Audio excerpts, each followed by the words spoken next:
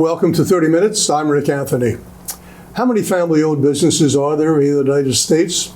There are 32.4 million family-owned businesses in the country, accounting for 87% of all business tax returns.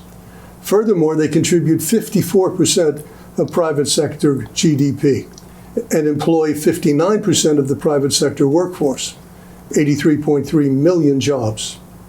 Family-owned business is really big business. Second question. How many family-owned businesses make it to the second and third generation of continuous family ownership? Surprisingly, only 30% of family businesses survive the first generation, 48% survive the second generation, and a paltry 3% survive the third and into the fourth generation. Average length of ownership is about 78 years. In my consulting practice, I've worked with family-owned businesses on succession issues, and I can tell you they can get pretty messy. So how does a small family-owned business grow and prosper into the third generation and beyond? My guests today, David Fish, his wife Betty, and nephew Charlie, may have the answer. Fish & Son, nestled back from the bustling traffic in Bryn Mawr, has been serving the main line for 137 years. Offering the best in fine jewelry and timepieces. The storefront is reminiscent of a page from a Charles Dickens short story. Even more so when we entered the shop and the sparkling shelves and display cases filled with only the best and finest rings, bracelets, and necklaces, and an array of watches and clocks. David, your third generation, working on passing it on to the fourth. How does it make you feel? Very comfortable that we've been able to survive. Very uncomfortable that we are on the list of possible closure after maybe Charles, fourth generation. It's very hard to tell because retailing has changed so much in the last very few years, but it has definitely changed in Betty's and mine 65 years of being in the store. It's totally different than it was when we started. Yeah, well, we'll talk about that in a little bit, but you think the store is in jeopardy? No, not right now. No. We're strong. We're strong. Yeah. But going forward. Because everything is changing. Retailing is changing. Certainly. Certainly. This beautifully produced book, John Fish & Son, Bryn Mawr's Timekeeper. Beautifully done. I really enjoyed going through it. Good. Tell me about the book. Why it was produced, by whom it was produced, and what happened to it. It was produced by John and Pina Templeton, and they were after us to get our story out. Of the Templeton Foundation? Correct. Yeah. They were customers for years, and Dr. John and Dr. Pina, because they both were doctors, live in Bryn Mawr, or did, and they were very aware of small business and trying to contribute to the community as they did in so many different ways, as most people will know. They're known universal now. Yes. With their foundations and what have you. Genuine, lovely, down-to-earth people. Yes. They were anxious to get our story out to the general populace in the Bryn Mawr area, basically. And so they underwrote this book and got arranged to have the camera people take pictures of the interior of our store and different older pictures that we had that we compiled. We had a writer that helped us by interviewing all three of us and compiling the information that we've put in the book. And so it was a wonderful travel for us. I'll bet. And we were very honored for them to be able to do this. Well, it's a history book. Yes. Right? Yes, it is. And the illustrations are marvelous. You must have really dug for those. Well, not so. When you look at the pictures, you'll see that things don't change much other than inventory comes and goes. Yeah. But the setting, and that's what is so surprising to so many people when they just happen to walk in the store. They might be coming in from Chicago. They might be coming in from California. They might be coming in from Europe, visiting family here. The interesting thing is you never know who is walking in the door and where they're coming from. Why California? Why Chicago? Why the Midwest? Our college backgrounds of Villanova, Bryn Mawr, Haverford College draws so many of these people. Harcum College. We're surrounded with them. Yes. And we have the private schools also. Yes. But going back in history, Baldwin School, the girls' school, finishing school, was established the same year that our store was established in 1888. And they had live-in young women from all over the world living in that beautiful structure that is still seen on Bryn Mawr and Mars Avenue. Yeah. So there's a lot of history that draws everybody. You mentioned European customers. I would think that a European customer would feel quite at home because there is that old world look in the store.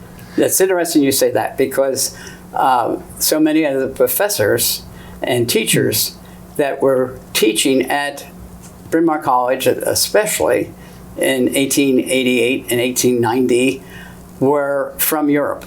And so they felt so comfortable coming in and dealing with my grandmother and grandfather. A sidebar, it's always been a mom and pop store or a family-oriented store. So even the people that we have helping us, I have watched grow up and be customers. Their mothers were customers, along with the 5 generations of families that do come into the store. Wow. It's absolutely amazing to us. That is amazing. Yeah.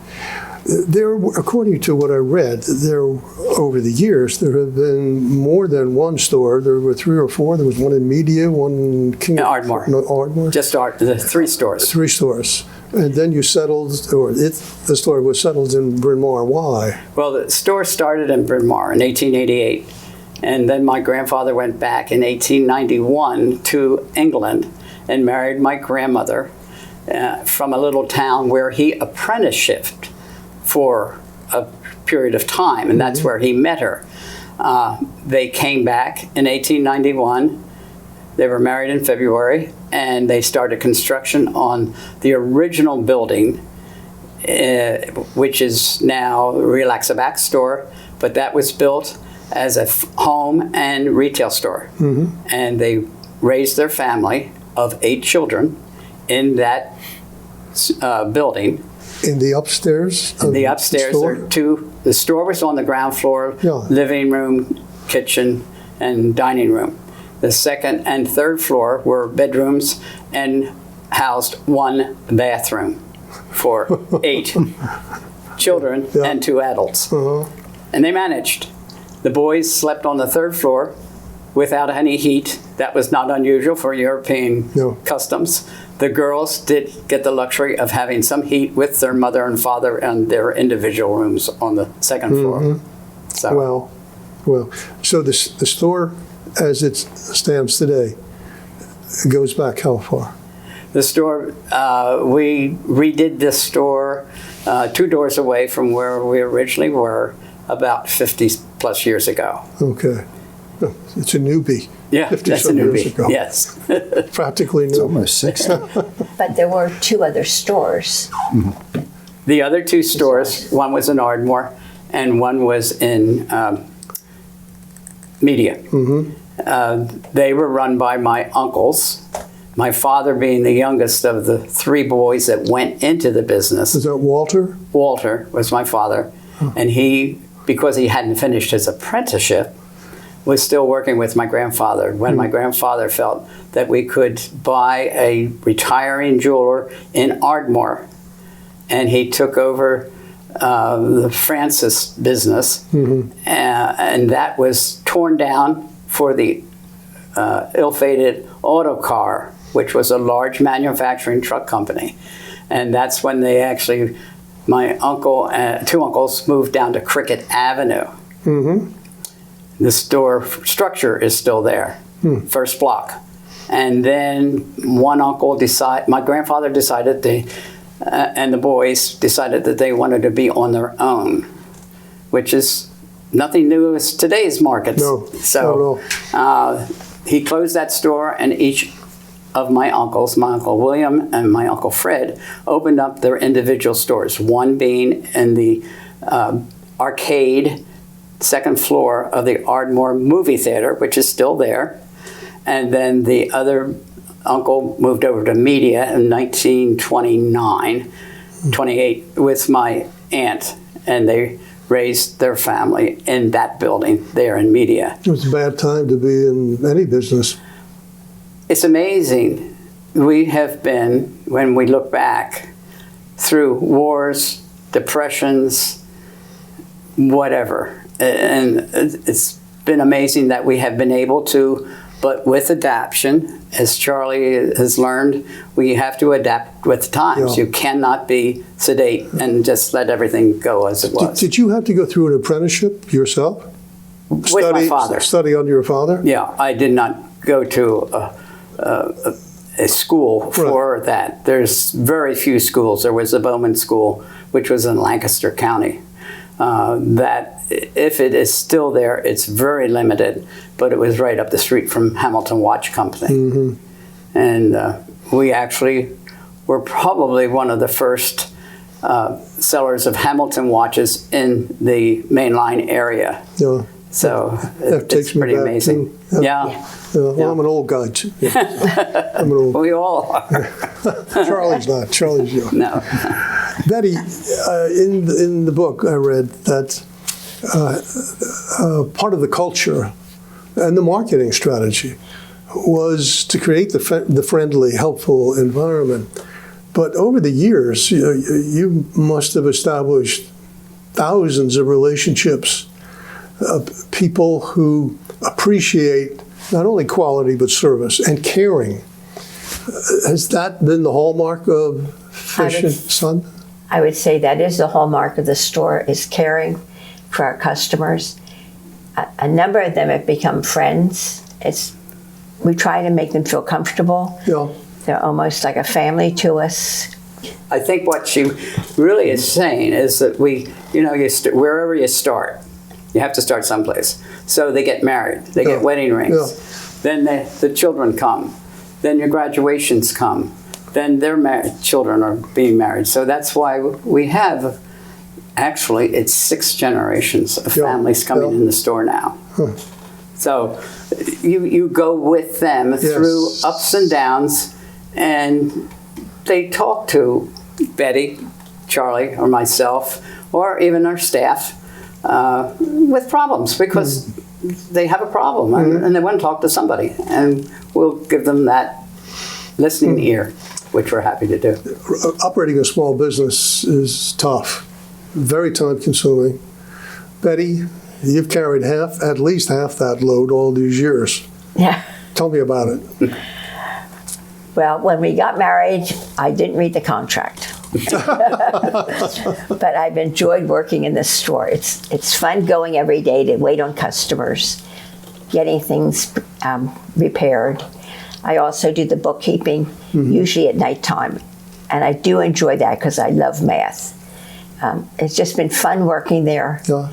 I try to send cards to people when a spouse maybe has passed away or it's a special birthday. Yeah. And I know that means a lot to the customers. Sure does. You mean real cards or you mean email? No, Real cards. Yeah. Hopefully it gets to the post office. Yeah. Yes. Yes.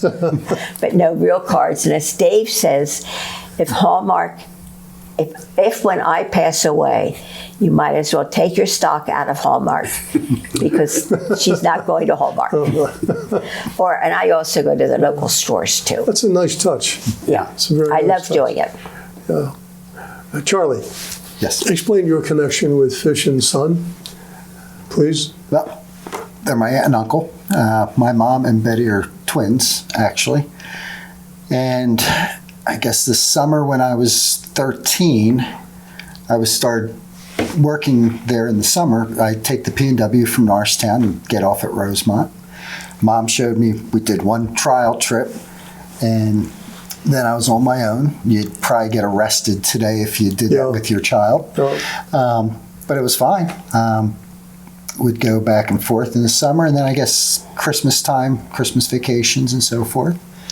And then just stuck with it. And Why? I enjoy Obviously it. you enjoyed the Enjoyed business. doing it. And when Dave gave Dave gave a kidney to his brother who was diabetic. So he was going to be out for a while. So I cut down to part-time in college so I could come in and work, and really haven't looked back since. And just enjoy it immensely. Do you make original jewelry? We have designers. Yeah. And we have craftspersons, manufacturers. and Well, what have you. I guess my bet. Do you design jewelry? We will design, Right. get your thoughts, and then we go from there. And fortunately, with having 5 generations, or 4 generations of us, we still have many craftsmen at our fingertips that we're able to use, such as bead restringers, diamond setters, and what have you. We could not possibly do everything in the shop. They're dying off too, aren't they? They are. They're all getting older. And that's a situation that we will have to address. And that's what I say with Charlie. Where are we going to get this kind of a supplement to help us go through it? Is Jewelers Row a dirty word? No. That's where I went to get my wife's engagement ring. Sure. No. We know most of those original people. Yeah. At 13 and 14, I was running for the store with the good old Philadelphia and Western, which that was started in 1927. And so I would take the train in from Haverford High School, where I went to school. My dad picked me up. I'd go into Philadelphia, do the runs, and come back in about 2.5 hours, which it takes us longer these days. But in those days, you had people that were able to accommodate us by you dropped off things and then you went back and picked up everything and it was finished. You had people to pull the material or explain what we had to get. And so it was, I wouldn't send my grandkids in on the trains with what we were carrying at the time. I mean, it's just a whole different. I remember it was just always a kind of an exciting experience to walk up and down Jewelers Row into some of those shops. My wife's engagement ring, we bought that from the Goldberg, the original Goldberg. His son now is very prominent for watches and whatnot. And I remember when he was a kid in the store. But I remember he sat in the back of the store and then would come forward when a customer came in. And he was hard as nails, tough to deal. But they were all that way, Deb. But it was all part of the game. It was part of the game. And it was fun. And everybody won. Nobody lost, everybody won. Exactly. Yeah, it's great. So Charlie, you are now the owner of Fish & Son as of 2014, did I recall? Correct. Yes. So you're the 4th generation. You're going to carry it forward. The legacy of Fish & Son, is that in any way a constraint on what you would like to do with the store? Going back to what David said, you have to adapt, you have to change to survive. Yeah, no, I don't know that it's a constraint at all.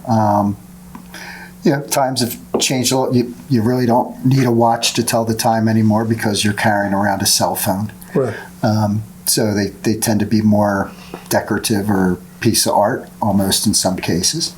And you adapt to that.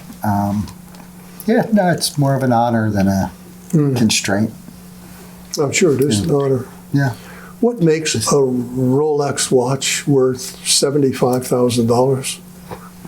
Hype. The name Rolex. The brand. Right? Yes. They've done a wonderful job marketing. Much different from my little watch here that I've had for many, many years. Sure. Yep. And that's interesting because that's what has become very popular again today. Oh, I love that watch. This is a vintage watch, which we carry several different kinds at this time because the younger generation are feeling a need to touch back, I think, and they want that. And we have young people come in and they ask, I say, I need a new battery for my grandfather's watch. I just got it. I just need a battery. And I said, no, you have to wind it. And they look at you like, how do you wind a watch? It's not their fault. They have not entered into that spectrum. But it works out, a very quick lesson on how to wind a watch, and they're basically turned around and go out the door. They didn't even have to spend any kind of money. We just gave them advice, and we do that a lot for people. We help them sort out different kinds of accumulation of jewelry and watches and what have you. So the appreciation among younger people for vintage jewelry and watches is coming back? Well, it's certainly a market that's out there. Yeah. And we didn't carry a lot of antique vintage because we had a lot of antique stores and a couple of smaller stores that did it. I didn't feel that we had a need for that. There was a need for versatile stores, which we're losing that. So we now have a small area that has the antique. Ladies' rings is really the biggest thing right now, along with the vintage watches. So it's hot and cold. You just never know. Yeah. And it's a challenge to try to keep up with what people are thinking, because nobody knows what anybody's thinking these days. Sometimes, too, when they bring in a watch that they just know that it was in with mom's stuff or dad's stuff, and you find that you open up the back of the pocket watch and there's engraving in there, and maybe it was a date and initials, and you find out, oh, well, that's my grandfather's initials, and that's his wedding date back in 1928. And then all of a sudden they have more of an appreciation for that pocket watch. They've realized that most likely their grandmother gave it to their grandfather on his wedding date. And now it's not just something in a box. Now it has real meaning for them. Yeah. Well, I'd like to think so. I haunt some consignment shops because of an interest I have in vases and making flower arrangements and so on. Anyway, they've told me that many young people bring in clothing and things like that after someone is deceased. And they said they don't even bother to go through the pockets. They say, we go through this stuff, we find stock certificates, money, other valuables stuffed in the pockets of jackets and dresses and things like that. That's unbelievable. No, it's very believable. Lack of appreciation for what this represents. Maybe not the inherent value, but just what it represents. Right. I had a senior person, and he had just come back from one of the thrift shops, and he said, I just took her things over. And I said, did you take her shoes over? And he said, well, certainly, I was taking everything over. I said, well, that's where she put all her jewelry. Now, we knew it. He didn't know it. So whether he got it back or not, I don't know. It's hard to say. But that happens, and people have certain little spots. Another woman, her daughter lived in Princeton. They had a fire in the house, and she called me about some things, and I said, she was sending everything to the dry cleaners. I said, did you check the draperies in her bedroom down in the seam? And she said, no, why? Wow. I said, because that's where she kept all her jewelry. You're giving away all the secrets now. Well, they're not secrets. They're something that maybe you should check. Just what you said. They didn't check pockets and clean out things. They just picked it up and took it someplace. So a lot of treasures have gone by the wayside, unfortunately. When did it occur to you that you needed a succession plan? As I mentioned, I've worked with family-owned businesses in the past. In my own case, I came from a family-owned business. My two brothers and my father. I chose not to go into the business because I didn't agree with my father on just about anything. But I think that I was the eldest, and it made two generations, but it split the family. When it was all over, nobody was talking to anybody. It was horrible. Things like that happen, and they happened in our family. Too often. Not in the jewelry business, but as a family of 8, there was some it's remarkable. 3% of family-owned businesses make it to where you are today and where you're going. That's amazing. I mean, you're in a very special category. Well, Betty and I say we are blessed to be able to serve so many people, so many generations. When a young man comes in and I can say, or Betty can say, well, we knew your great grandparents. They look at you as like you have two heads. How could anybody be that old? Let alone know where they lived and how I took care of grandfather clocks or what have you in their great grandparents' home. Yeah. And then they realized, oh, well, that product, whatever it is in my mom's house right now. And eventually we'll go to this young couple that are getting engaged. So It's great. it ties it all together. Yeah. And I think as we go through life, we're constantly putting the puzzle together because we don't listen as youth of what we're being told by our grandmother. Right. And, you know, you've got to go out with the guys. So, you know, I'll talk to you later, Grandma. And you go. So you don't hear everything. But it's all good. Betty, again, in the book, and in my conversations with you, giving back, community service has been part of the legacy of Fish and Son as well. Give me some examples of the kinds of things that you've done for the community.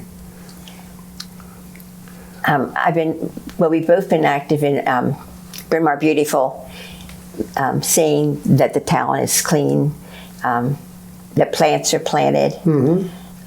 Dave's been active in Bryn Mawr Rotary Club, and I've been active also in the Business Association. In fact, I'm not sure when this is going to be produced, but September 6th is Bryn Mawr Day, which is a celebration from 9 to 2 in the center of Bryn Mawr to try to bring the community all in to get to know what businesses are there and all. And we've been very active, all three of us, in organizing that and putting it all together and then being Well, you've there. been very generous as well. For example, you told me that the proceeds from this book were all donated Right. To Ludington Library. to the library.